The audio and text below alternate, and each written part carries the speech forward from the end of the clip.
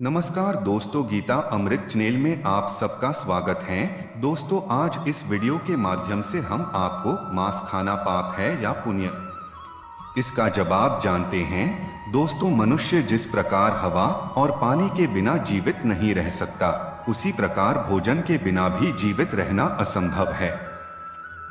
उसी भोजन की जरूरत को देखते हुए पृथ्वी पर कुछ मनुष्य मांसाहार का सेवन करते हैं तो कुछ शाकाहार का सेवन करते हैं। हमारे मन में हमेशा यह प्रश्न उत्पन्न होता रहता है कि मांस खाना पाप है या पुण्य। आज हम आपको बताएंगे कि हमारे वेदों और पुराणों के अनुसार कौन सा भोजन श्रेष्ठ है।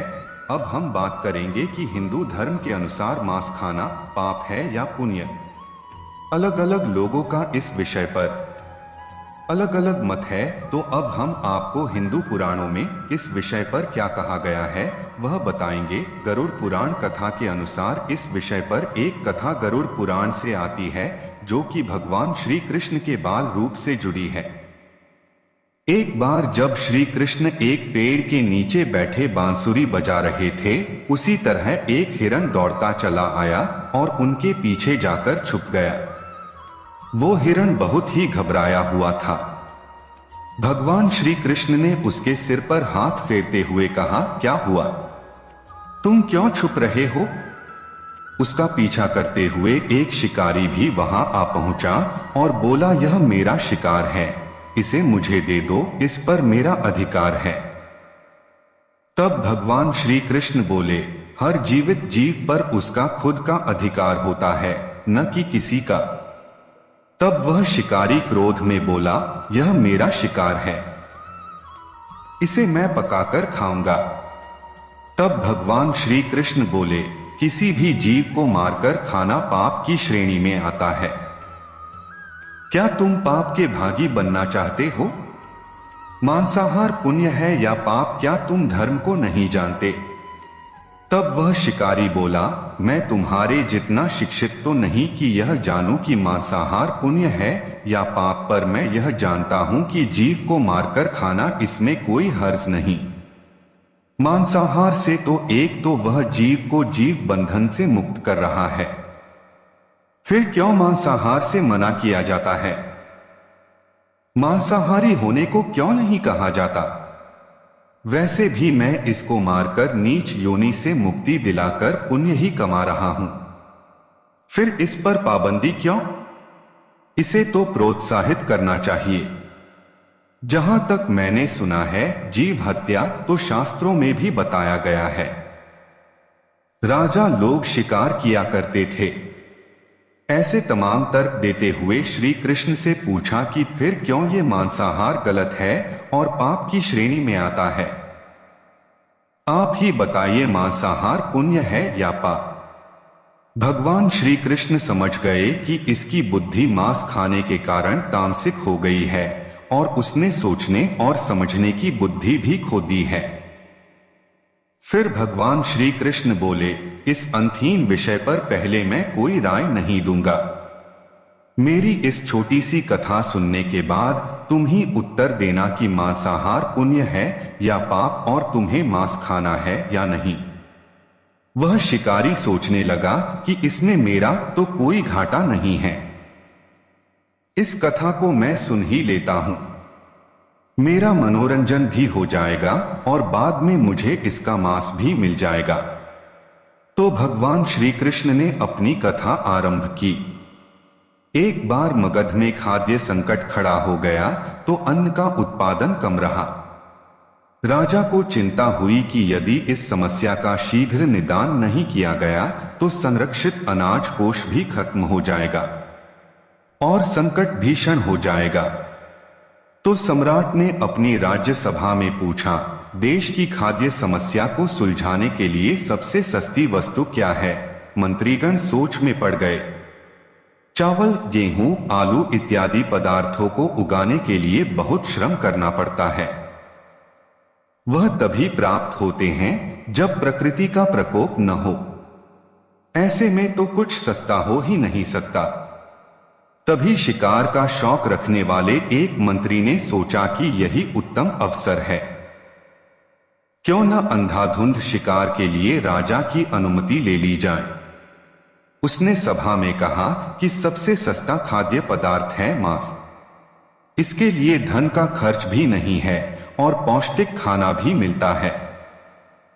सभी सामंतों ने इस बात का समर्थन कर दिया, लेकिन मगध के प्रधानमंत्री अभी भी चुप थे। सम्राट ने पूछा, प्रधानमंत्री आप चुप क्यों हैं? आपने कोई अनुमोदन नहीं किया। आपका क्या मत है? प्रधानमंत्री ने कहा, मैं यह नहीं मानता कि यह कथन सही है कि मांस सबसे सस्ता पदार्थ है। फिर भी इस विषय पर मैं अपने विचार आपके सामने कर रखूंगा।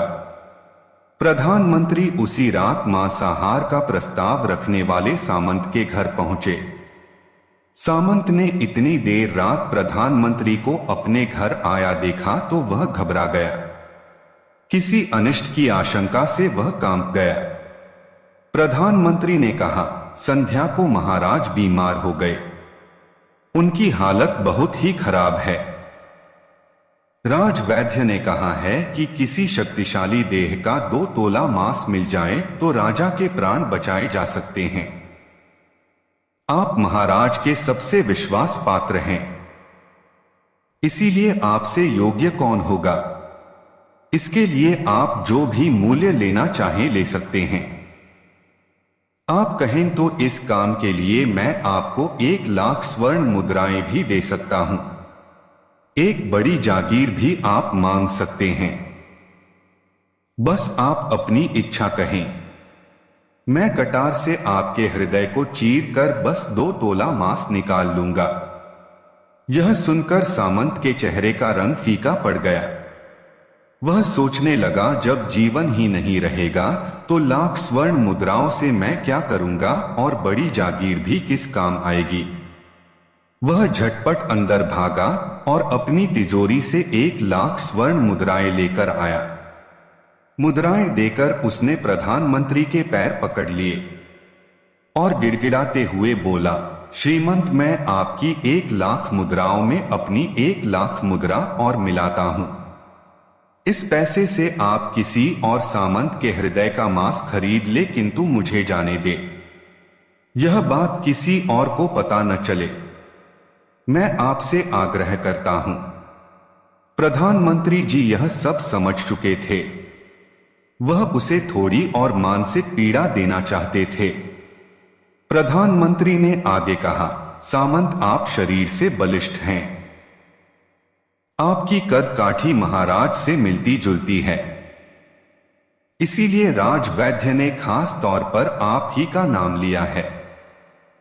आपके दान से हमारे अच्छे राजा की जिंदगी बच सकती है। आप कहे तो मैं आपको प्रधानमंत्री का पद देने को तैयार हूं और खुद आपका कर्मचारी बनकर रहूंगा, पर प्रजा से हमारे राजा न छीने। सामंत तो फंसता हुआ दिख रहा था। उसने शरीर पर अंगवस्त्र रखकर अपने जूते भी पहन लिए। जैसे ही वह वहां से भागने वाला था, वह तुरंत प्रधानमंत्री के पैरों में लेट गया। उसने याचना की कि प्रधानमंत्री, मैं इसके योग्य नहीं हूं। जब प्राण ही नहीं रहेंगे तो प्रधानमंत्री पद का या राजा का सिंहासन भी मिल जाए तो मैं उसका क्या करूंगा? आप चाहें तो मेरा सब कुछ ले ले, पर मेरे प्राण न लें। मैं अपना ये भवन और सारा धन आपको सौंपता हूं। रातों रात राज्य से निकल जाऊंगा। इतना कहकर वह अपने घोड़े की ओर भागा और जैसे ही अपना घोड़ा गठने लगा, आवाज आई, अभी अभी अपने पीछे गए तुम अपने परिवार को भी छोड़े जा रहे हो। सामंत बोला, मेरे प्राण से प्रिय कुछ भी नहीं है। जब जीवन ही न रहेगा तो कुटुंब का क्या करूंगा? जीवन रहा तो ऐसे ही सुखी रह लूंगा। इतना कहकर घोड़े पर छलांग लगाकर बैठ भी गया। वह अभी चलने को ही था कि प्रधानमंत्री ने घोड़े की साख पकड़ ली। वह सामंत से बोला, भागने की जरूरत नहीं है, आप आराम से घर पर ही रहो।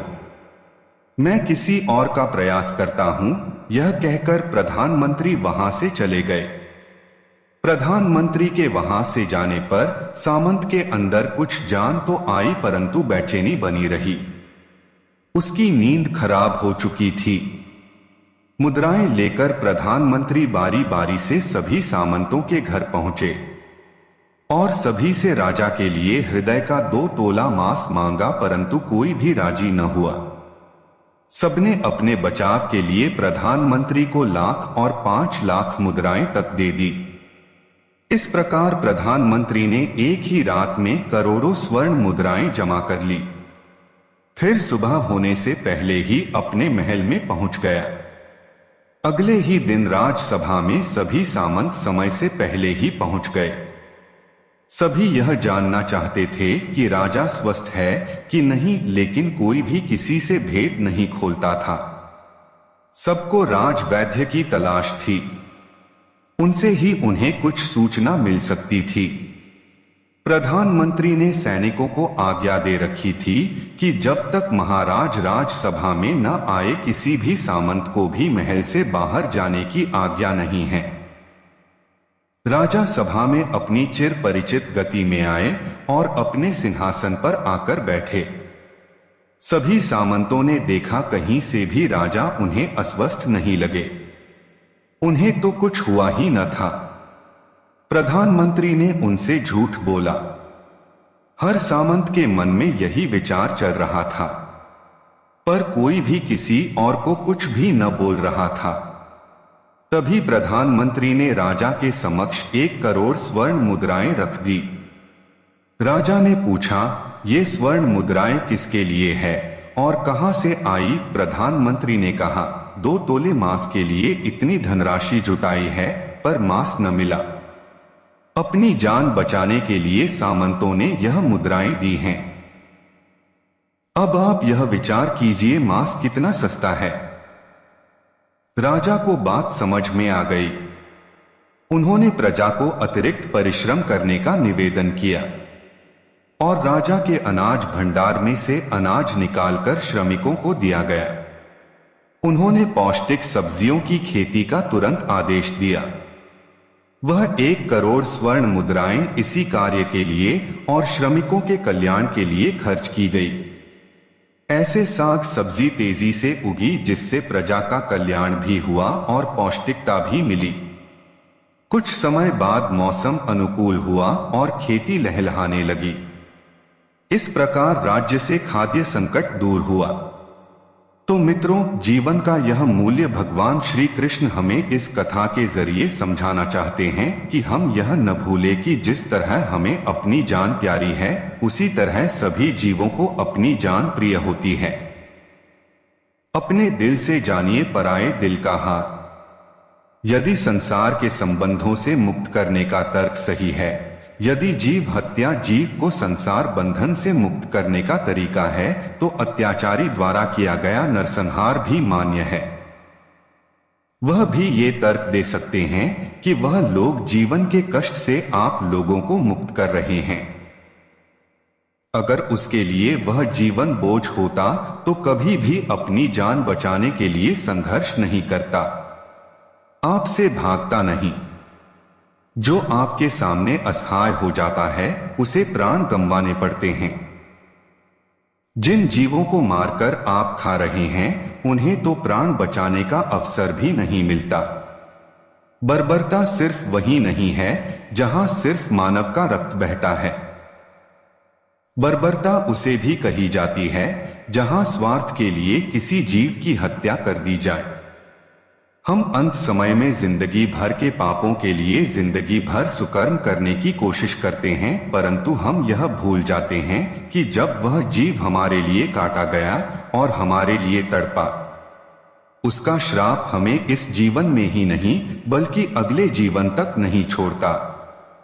परमात्मा से यह ज्ञान पाकर शिकारी परिपूर्ण हो गया और उसे ज्ञान की प्राप्ति हो गई और वह जान गया कि महानता जीवन लेने में नहीं बल्कि जीवन देने में है। तो मुझे उम्मीद है कि आपको ये जानकारी पसंद आई होगी। अगर आप हमारे चैनल पर पहली बार आए हो तो चैनल को सब्सक्राइब करें। धन्यवाद।